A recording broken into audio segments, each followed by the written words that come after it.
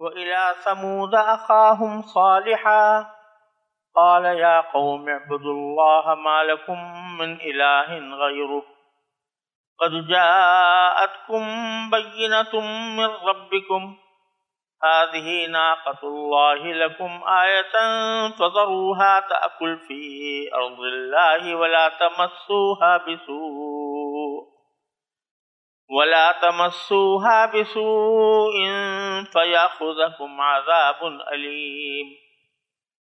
واذكروا إذ جعلكم خلفاء من بعد عاد وبوأكم في الأرض تتخذون من سهولها قصورا وتنحتون الجبال بيوتا فاذكروا آلاء الله ولا تعثوا في الأرض مفسدين قال الملأ الذين استكبروا من قومه للذين استضعفوا لمن آمن منهم أتعلمون أن صالحا مرسل من ربه قالوا إنا بما أرسل به مؤمنون قال الذين استكبروا إنا بالذي آمنتم به كافرون فعقروا الناقة وعتوا عن أمر ربهم وقالوا يا صالح ائتنا بما تعدنا إن كنت من المرسلين فأخذتهم الرجفة فأصبحوا في دارهم جاثمين وتولى عنهم وقال يا قوم لقد أبلغتكم رسالة ربي ونصحت لكم ولكن لا تحبون الناصحين. یہ سورہ اعراف کی آیت نمبر 73 سے آیت نمبر 79 تک میں نے تلاوت کی ہے، اور اس میں اللہ تبارک و تعالی نے قوم سمود کا واقعہ بیان فرمایا ہے۔ پہلے ان آیات کا ترجمہ پیش کرتا ہوں، اس کے بعد تھوڑی سی تفصیل۔ ترجمہ یہ ہے، اور سمود کی طرف ہم نے ان کے بھائی صالح کو بھیجا، انہوں نے کہا اے میری قوم کے لوگوں، اللہ کی عبادت کرو، اس کے سوا تمہارا کوئی معبود نہیں ہے۔ تمہارے پاس تمہارے رب کی طرف سے ایک روشن دلیل آ چکی ہے، یہ اللہ کی اونٹنی ہے، تمہارے لیے ایک نشانی بن کر آئی، اس لیے اس کو آزاد چھوڑ دو کہ وہ اللہ کی زمین میں چرتی پھرے، اور اسے کسی برائی کے ارادے سے چھونا بھی نہیں، کہیں ایسا نہ ہو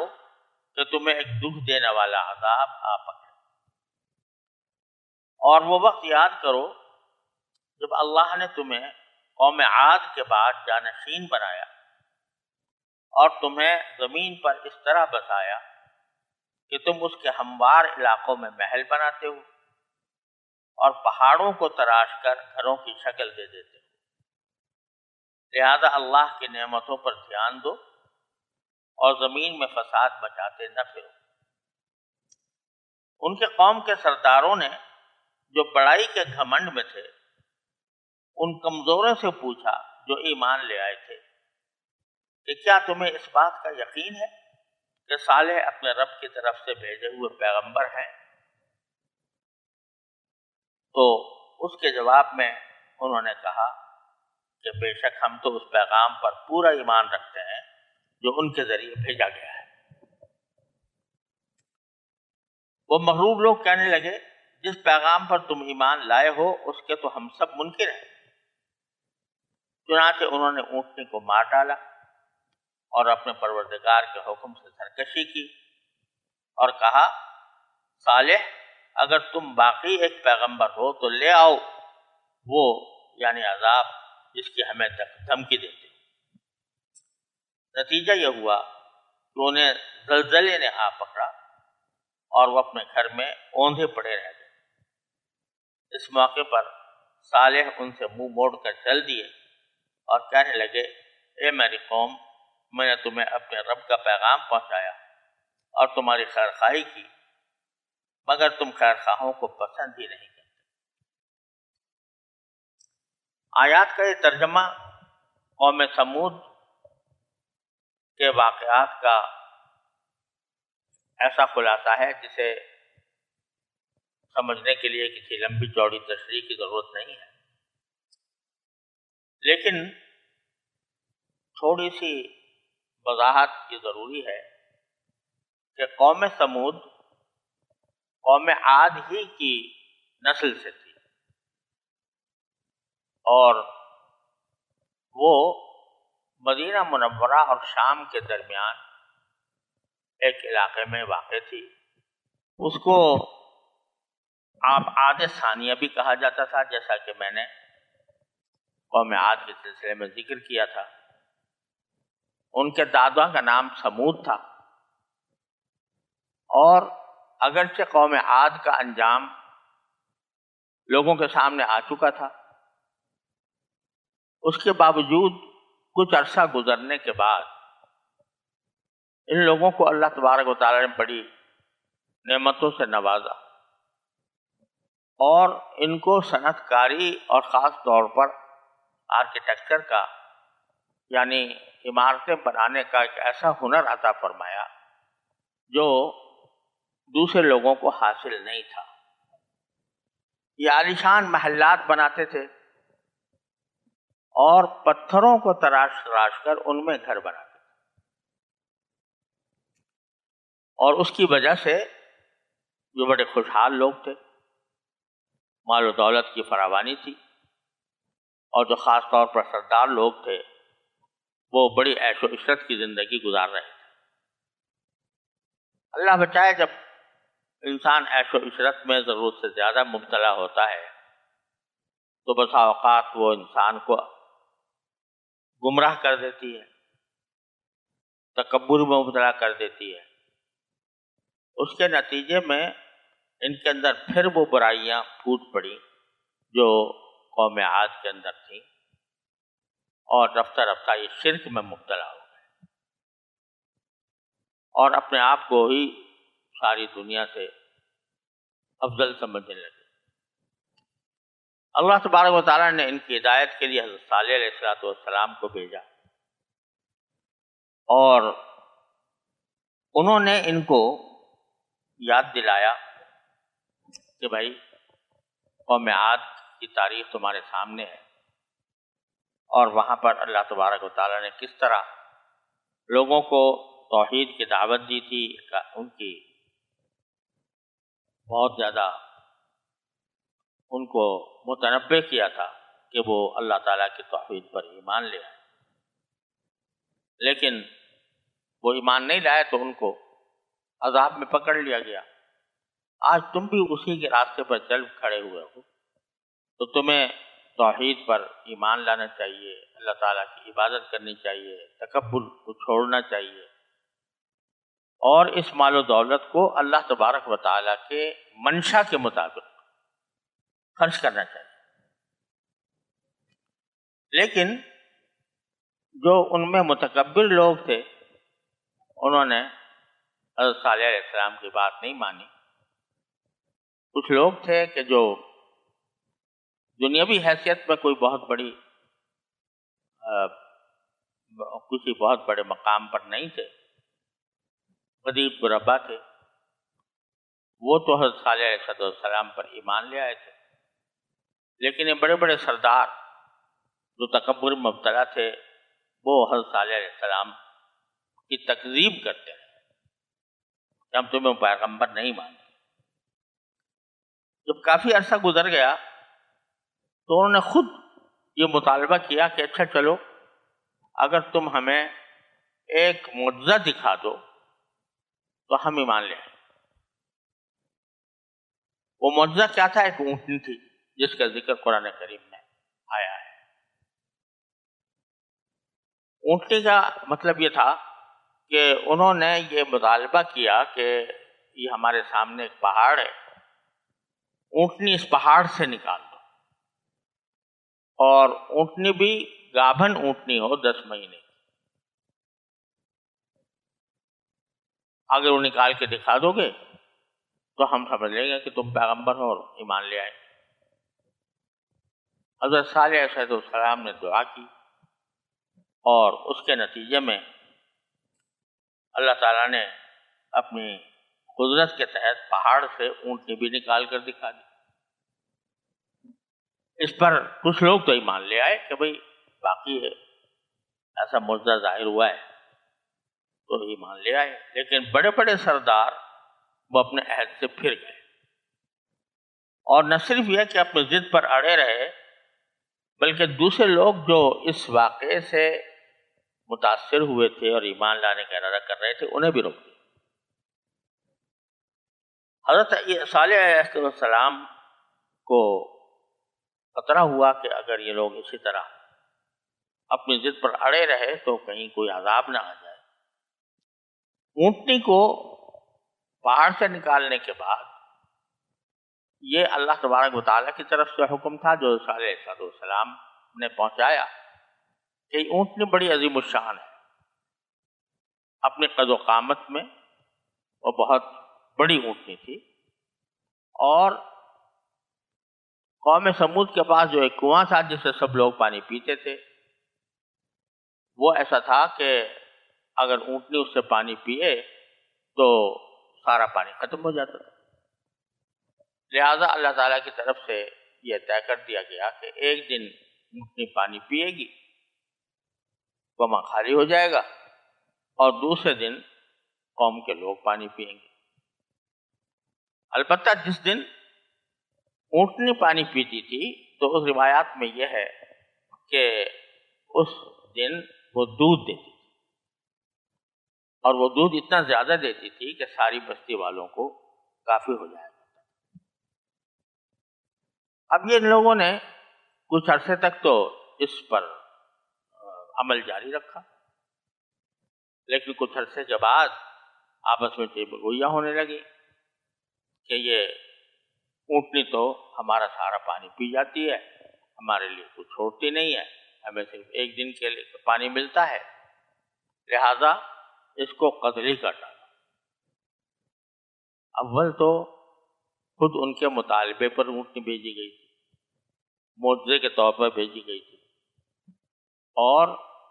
ان کے اس وعدے کے تحت بھیجی گئی تھی کہ اس کے نکلنے سے ہم ایمان لے آئیں گے، اس سے وہ منکر ہو گئے۔ اور دوسرے جب بھیجا گیا تھا تو اس شرط کے ساتھ بھیجا گیا تھا کہ تم اس کو حفاظت سے رکھنا، یہ کہیں کوئی تکلیف اس کو نہ پہنچا۔ لیکن آخر کار انہیں قوم سمود کا ایک شخص جس کا نام قدار تھا،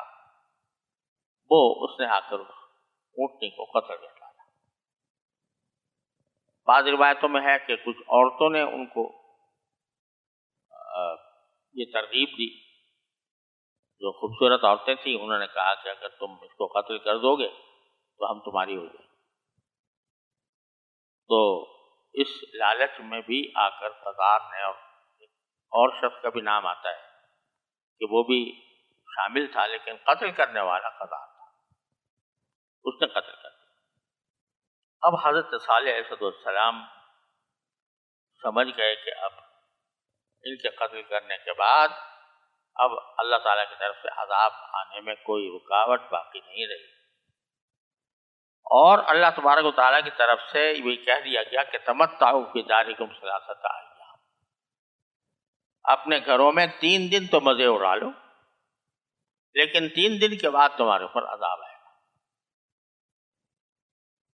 قرآن کریم میں تو اتنا ہی مذکور ہے کہ 3 دن کی ان کو مہلت دی گئی تھی، لیکن بعض روایات میں یہ آیا ہے کہ ان 3 دنوں میں سے پہلے دن تمام قوم کے چہرے پیلے پڑ گئے، اور دوسرے دن سب کے چہرے سرخ ہو گئے، اور تیسرے دن سیاہ پڑ گئے۔ یہ گویا عذاب کی آمد کی شروعات تھی، لیکن یا تو اس کے باوجود ان کو توفیق نہ ہوئی ایمان لانے کی، یا یہ کہ چونکہ عذاب سامنے آ رہا تھا اس واسطے عذاب کے بعد ایمان مقبول نہیں ہوتا۔ آخر کار 3 دن کے بعد ایک زبردست زلزلہ آیا اور ساتھ میں ایک زبردست ہیبتناک چیخ سنائی دی. وہ ایسی تھی جنہوں نے کلیجے پھاڑ ڈالے اور بالآخر یہ قوم ہلاک ہو گئی. یہ ہے اس قوم سمود کا واقعہ. قرآن کریم نے کئی جگہ اس کا ذکر کیا ہے. پہلی بار یہاں سورہ اعراف میں آیا ہے، مزید تفصیل سورہ ہود میں آئے گی، پھر آگے سورہ شعراء میں، سورہ نمل میں، سورہ قمر میں اور سورہ حجر میں بھی آنے والی ہے. یہاں یہ بھی ذکر کر دوں کہ سورہ نمل میں اللہ تبارک و تعالیٰ نے یہ فرمایا ہے کہ جب ان کو یقین ہو گیا کہ صالح علیہ السلام نے یہ منع کیا تھا کہ اونٹنی کو قتل نہ کیا جائے اور ہم نے اونٹنی قتل کر دی ہے، تو اب صالح علیہ السلام ہم سے کوئی بدلہ لے گئے. لہٰذا رات کو انہوں نے پروگرام بنایا کہ صالح علیہ السلام کو جا کے قتل کر دیں، لیکن اللہ تبارک و تعالیٰ نے ان کا منصوبہ ناکام بنا دیا اور پھر بالآخر انہی کے اوپر عذاب نازل ہوا. اس تفصیل کے بعد اب قرآن کریم کی آیات پر غور کر لیجئے. وَإِلَىٰ ثَمُودَ أَخَاهُمْ صَالِحًا، اور ہم نے ان کے بھائی صالح کو قوم ثمود کے بعد بھیجا. اس میں یہ بتا دیا گیا کہ صالح علیہ السلام خود قوم ثمود ہی کے ایک فرزند تھے. انہوں نے جا کے وہی پیغام دیا جو سارے انبیاء دیتے آئے ہیں، یا قوم اعبدوا اللہ ما لکم من الہ غیرہ، اے میری قوم تمہارا اللہ کے سوا کوئی اور معبود نہیں ہے. جاءتکم بینۃ من ربکم، تمہارے پاس اللہ تعالیٰ کی طرف سے ایک روشن دلیل آئی. جب بھی کوئی پیغمبر بھیجے جاتے ہیں تو ان کے ساتھ کچھ دلائل ہوتے ہیں جو لوگوں کو قائل کریں کہ یہ اللہ کے پیغمبر ہیں اور صحیح عقیدے کی طرف لوگوں کی رہنمائی کر رہے ہیں. یہ دلیل کبھی کسی کتاب کی شکل میں ہوتی ہے، کبھی کسی معجزے کی شکل میں ہوتی ہے. تو اسی معجزے کی طرف اشارہ کرتے ہوئے آپ نے فرمایا کہ ہذہ ناقۃ اللہ لکم آیۃ، یہ اللہ کی اونٹنی ہے جو تمہارے لیے ایک نشانی بن کر آئی. اب یہاں قرآن کریم نے یہ بیان نہیں فرمایا کہ یہ اونٹنی کون سی تھی، کہاں سے آئی تھی، کس طرح پیدا ہوئی تھی. یہ تفصیلات قرآن کریم میں بیان نہیں فرمائی اور نہ بیان کرنے کی ضرورت تھی. اس کی وجہ سے بعض لوگوں نے اس کی تفسیر کرتے ہوئے یہ کہا کہ یہ کوئی ایسی بات نہیں ہے کہ غیر معمولی طور پر پیدا ہوئی ہو یہ اونٹنی کسی پہاڑ سے، بلکہ بس اللہ کی اونٹنی تھی. کسی اونٹنی کو حضرت صالح علیہ السلام نے اللہ کی اونٹنی قرار دے دیا تھا، تو وہ ایک نشانی بنا کر یہ کہا گیا تھا کہ اس کو قتل نہ کرنا. لیکن قرآن کریم کے انداز سے یہ بات بالکل واضح ہو رہی ہے کہ یہ اونٹنی ایک ایسی اونٹنی تھی جو نشانی بن کر آئی. اور نشانی کا لفظ قرآن کریم میں کئی جگہ معجزات کے لیے بھی استعمال ہوا ہے. کیونکہ اگر یہ عام معمولی اونٹنی ہوتی تو ناقۃ اللہ کہنے کا کیا معنی تھا؟ پھر یہ کہ آگے یہ کہنا کہ اس کو ایک آیت بنایا تھا ہم نے، یعنی ایک نشانی بنایا تھا، اس کے کوئی معنی نہیں سمجھ میں آتے. لہذا ان روایتوں پر بحیثیت مجموعی بھروسہ کرنا پڑتا ہے کہ جن سے یہ بات معلوم ہوتی ہے کہ وہ غیر معمولی طور پر پیدا ہوئی، یعنی پہاڑ پہ پیدا ہوئی. یہ اصل میں ایک ذہنیت ہے جو عام طور سے قرآن کریم جب کوئی معجزہ کا بیان کرتا ہے تو وہ اس کی تعویل میں پڑ جاتا ہے کہ یہ کوئی غیر معمولی چیز نہیں تھی، بلکہ عام قانون قدرت کے تحت ہی ہوا تھا، اور اللہ کا قانون قدرت ایک ہی جیسا ہوتا ہے، لہذا اس کی تعویلیں شروع کر دی. حالانکہ اگر اس بات پر ایمان ہے کہ اللہ تبارک و تعالیٰ قادر مطلق ہے، اور اس بات پر ایمان ہے کہ اللہ تبارک و تعالیٰ کو ہر چیز پر قدرت ہے، تو پھر اس کو ماننے میں کیا دشواری ہے کہ اللہ تعالیٰ نے اپنی اس قدرت کے تحت کوئی ایسا کام کر دیا کہ جو عام حالات میں نہیں ہوتا، اور اس لیے کر دیا تاکہ اپنے پیغمبر کی سچائی کو واضح فرمائے، تو اس میں کوئی اعتراض کی بات نہیں۔ پھر آگے باری تعالیٰ نے فرمایا فَذَرُوهَا تَأْكُلْ فِي أَرْضِ اللَّهِ، اس کو چھوڑ دو، آزاد چھوڑ دو کہ وہ اللہ کی زمین میں چرتی پھرے۔ وَلَا تَمَسُّوهَا بِسُوءٍ، اور اس کو کسی برائی کے ارادے سے چھونا بھی نہیں، آزاد چھوڑ دو، ورنہ فَيَأْخُذَكُمْ عَذَابٌ أَلِيمٌ، کہیں ایسا نہ ہو کہ تمہیں ایک دکھ دینے والا عذاب آ پکڑے۔ اور ساتھ میں حضرت صالح علیہ السلام نے یہ نصیحت کی کہ بذکروا، وہ وقت یاد کرو اذ جعلکم خلفاء من بعد عاد، جب اللہ تبارک و تعالی نے تمہیں قوم عاد کے بعد جانشین بنایا۔ وَبَوَّأَكُمْ فِي الْأَرْضِ، اور تمہیں زمین پر ٹھکانہ دیا، بسایا، اس طرح بسایا کہ تتخذون من سہولها قصورا، کہ جو ہموار زمینیں تھیں تمہارے علاقے کی، اس میں تم بڑے محل بناتے ہو، عالیشان محل بناتے ہو۔ وَتَنْحِتُونَ الْجِبَالَ بُيُوتًا، اور پہاڑوں کو تراش کر گھروں کی شکل دے دیتے ہو، پہاڑوں کے اندر گھر بنائے ہوئے تم نے۔ اور یہ نشانیاں اب تک باقی ہیں۔ اگر آدمی مدینہ منورہ سے شام کی طرف جائے تو راستے میں ایک علاقہ پڑتا ہے جسے مدائن صالح کہا ہے، تو وہاں پر ان کی نشانیاں ابھی تک موجود ہیں، یعنی پہاڑوں میں سے ترشے ہوئے گھر ابھی تک موجود۔ نبی کریم صلی اللہ علیہ وسلم وہاں سے گزرے تھے غزوہ تبوک کے موقع پر، تو آپ نے وہاں زیادہ ٹھہرنا پسند نہیں کیا کہ یہ اللہ کے عذاب کی جگہ ہے، لہٰذا اس کو جلدی سے یہاں سے گزرنے دیں۔ فَاذْكُرُوا آلَاءَ اللَّهِ، لہذا اللہ کی نعمتوں کو یاد کرو کہ تمہیں کیسی مہارت عطا کی ہے ان مکانات اور محلات کی تعمیر کی۔ یہ بات بتا رہی ہے کہ اگر بندہ اللہ تبارک و تعالیٰ کی نعمتوں کا استحضار کرے، اس کی طرف دھیان کرے، تو یہ اللہ تعالیٰ تک پہنچانے کا اور اللہ تعالیٰ پر ایمان رکھنے کا بہترین ذریعہ ہے۔ تو یہ حضرت صالح علیہ السلام نے جو دعوت دی کہ تم اللہ کی نعمتوں کو یاد کرو،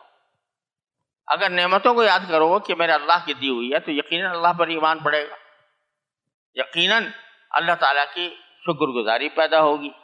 اور اس کے نتیجے میں ایمان کی حلاوت نصیب ہوگی۔ اس لیے فرمایا کہ اللہ کی نعمتوں کو یاد کرو، وَلَا تَعْثَوْا فِي الْأَرْضِ مُفْسِدِينَ، اور زمین میں فساد مچاتے نہ پھرو۔ اب یہ فساد ایک معنی مطلب اس بات کا یہ بھی ہے کہ جب شرک کریں گے، بت خانے بنائیں گے، اور بتوں کی تعمیر کریں گے، اور بتوں کی طرف لوگوں کو دعوت دیں گے، تو یہ فساد ہے۔ اور اس میں ویسے اور انواع جو ہیں فساد کی وہ بھی داخل ہو جاتی ہیں، ہو سکتا ہے وہ بھی کرتے ہوں، جیسے دوسروں پر ظلم کرنا، دوسروں کو دبا کر رکھنا وغیرہ۔ تو جواب میں حضرت صالح علیہ السلام کی دعوت کے جواب میں قال الملأ الذین استکبروا، ان سرداروں نے کہا جو کہ بڑائی کے گھمنڈ میں مبتلا تھے ان کے قوم میں سے، کہا کس سے؟ للذین استضعفوا، ان لوگوں سے جو کمزور تھے، اور لمن آمن منہم، اور وہ ان میں سے ایمان لا چکے تھے۔ ان سے ان سرداروں نے مخاطب ہو کر کہا کہ اتعلمون ان صالحا مرسل بربہ، کیا تمہیں اس بات کا یقین ہے کہ صالح اپنے رب کی طرف سے بھیجے ہوئے پیغمبر ہیں؟ یعنی ایک طرح سے انہوں نے ان کی حقارت کے انداز میں اور ان کی کمزوری کا مذاق اڑاتے ہوئے کہا کہ بھلا بتاؤ تم اس بات کے پر ایمان لے آئے ہو کہ صالح اپنے پروردگار کی طرف سے پیغمبر ہو کر آئے؟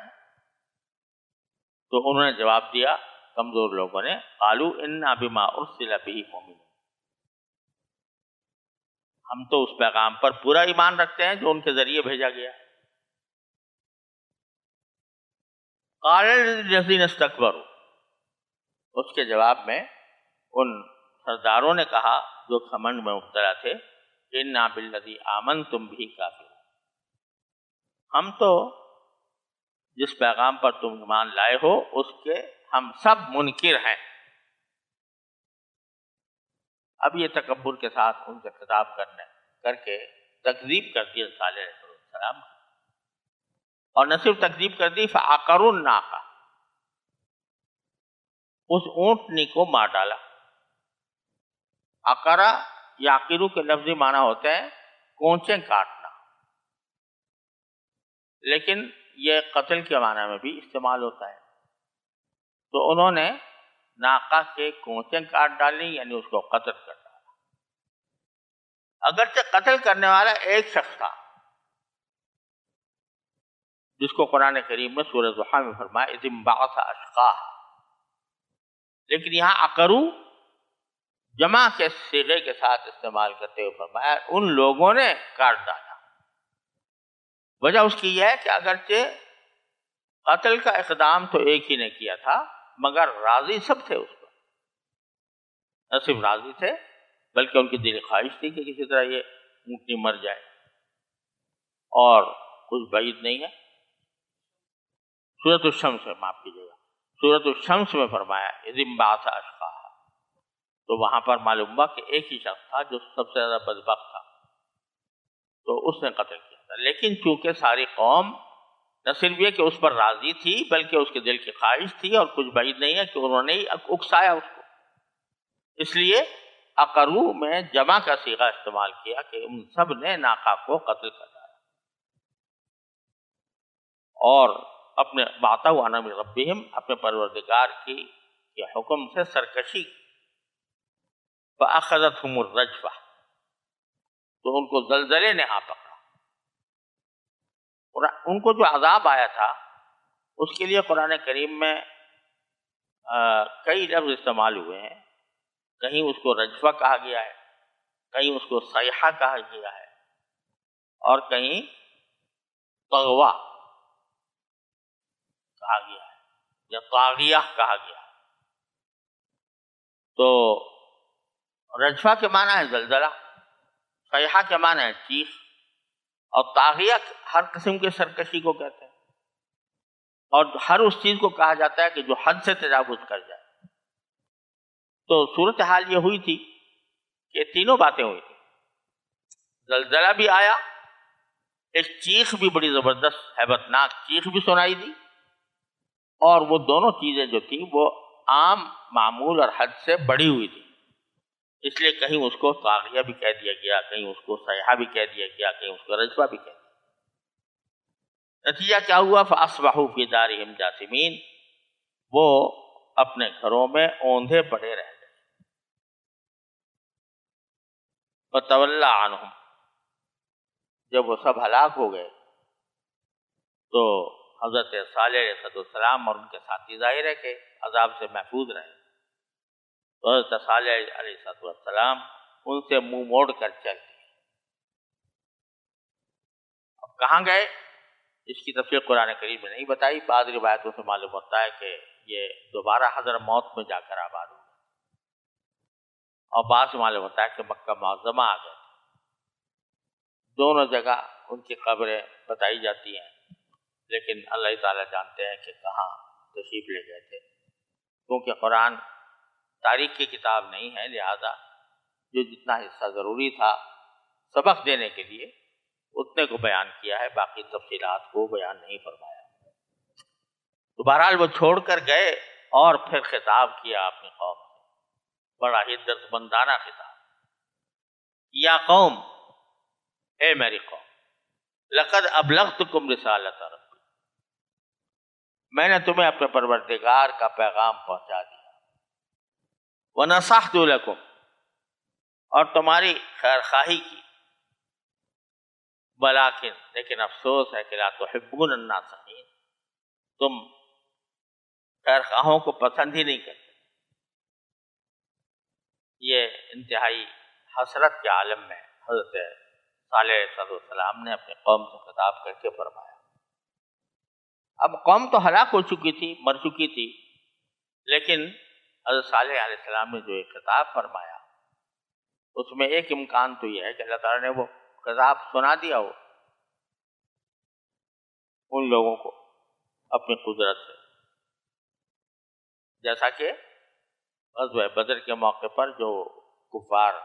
मरे थे तो नबी करीम सल्लल्लाहु अलैहि वसल्लम ने उनसे भी खिताब करके फरमाया था, तो अल्लाह ताला ने उसको पहुंचा दिया होगा। और ये भी मुमकिन है कि दर हकीकत ये जुमला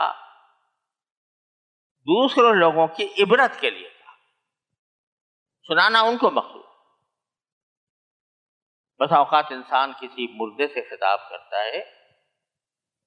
ये मकसूद नहीं होता कि मुर्दा मेरी बात सुने, बल्कि मकसूद ये होता है कि अपनी हसरत का इजहार होता है दूसरों के ऊपर, दूसरों को इबरत दिलाना मकसूद होता है। तो यहाँ पर भी हज़रत सालेह अलैहिस्सलाम ने एक ऐसा जुमला फरमाया जो सुनते ही इंसान के दिल पर असर होता कि मैं तुम्हें नसीहत करता था, मैं तुम्हें खैरखाई करता था, मगर तुम खैरखाओं को पसंद ही नहीं। अब ये पैगंबर के आप शफकत देखिए, पैगंबर जो है वो अपनी कौम के साथ, जिसने उसकी तकज़ीब की, जिसने उसको झुठलाया, उसके ऊपर भी मोहब्बत का लफ्ज़ इस्तेमाल फरमाते हैं कि मैं नसीहत करता रहा हूँ मगर तुम नसीहत वालों को पसंद ही नहीं करते।